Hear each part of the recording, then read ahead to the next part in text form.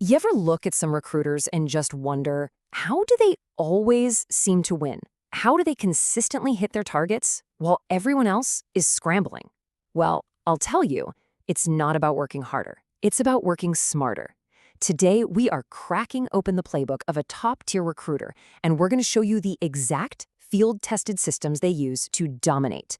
We're going way beyond the usual fluffy advice here. This is a real blueprint for success. Right off the bat, you've got to understand where this playbook comes from. This isn't some academic theory dreamed up in a classroom. This is a system built from over a decade in the trenches, surviving, scaling, and most importantly, consistently closing roles. This is the real deal, born from hard-won experience. And this gets right to the heart of it. You can just throw that whole hustle harder idea out the window. The secret weapon here is a powerful 1-2 punch. On one side, you have rock-solid daily operating discipline, and on the other, you've got a backup plan, a contingency plan for every single stage of the process. It's all about strategy, not just sweat. Now, to make that strategy work, you have to start thinking a little differently. Recruiting isn't just a list of tasks you do every day. You have to see it as a controlled pipeline business. Think of it like a factory assembly line. If any single part of that line breaks down, sourcing, screening, closing, any part, the whole thing grinds to a halt, and your closers drop right off a cliff. So how do we build this leak-proof pipeline? Well, like any good structure, it all starts with a rock-solid foundation. This is the critical prep work you do before you even start, and it's broken down into 2 absolutely essential plans. First up, we've got Plan A, the JD Master Plan. The goal here is simple, but it's non-negotiable. You have to get clarity before you even think about speed. This means defining the top 5 must-have skills, so you know exactly what you're hunting for. Then, the top 3 deal breakers, so you don't waste a second on the wrong people. And my favorite, 1 non-obvious signal, kind of like a secret handshake that tells you you've found the right person. This system guarantees you never, ever start sourcing blind. And here's the secret that makes Plan A so powerful. It's a simple little test. If you can't boil down the essence of the role into 2 simple, clear lines, you're not ready. It means you don't have the clarity you need to be effective. The advice is blunt. Stay off LinkedIn until you can nail that 2-line pitch. Period. Okay, once you got that crystal clarity, it's time to actually find people. Plan B is the source pyramid, and it's a strategic 5-level approach. Now, pay attention to the order here. It's not random. You start at the bottom with your most valuable asset, your warm database. Then you work your way up methodically to direct searches, mapping out competitors, trying different job titles, and finally looking at people with similar skills. It's like having a diversified investment portfolio for talent. So why is that warm database at the very bottom the foundation of the pyramid? Well, here's the staggering, game-changing secret. A full 70% of closed deals come from profiles you have already touched before. That means the network you've already built is your most valuable asset. Neglecting it is literally like ignoring a treasure chest buried in your own backyard. All right, so our foundation is solid. Now it's time to fire up the daily engine. This is where that operating discipline we talked about really kicks in. It's all about the consistent, methodical actions that keep the recruiting factory humming, day in and day out. And that brings us to Plan C, which I love. It's called my golden math. This system is designed to take emotion completely out of the equation. It replaces feelings and motivation with hard, non-negotiable minimums. 25 new profiles added, 20 outreach messages sent, 10 follow-ups, 5 screens completed, every single day. This isn't about feeling productive.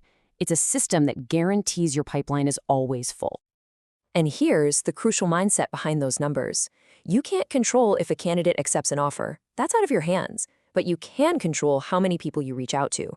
So, top recruiters stop chasing the outcome, the closure, and they get absolutely obsessed with chasing the inputs, the daily actions they have 100% control over, knowing the results will follow. That same discipline flows right into Plan D, which tackles the one place where, let's be honest, most recruiters drop the ball: the follow-up. Top performers don't guess. They don't do it when they feel like it. They use a structured cadence. Day 0 is the first message.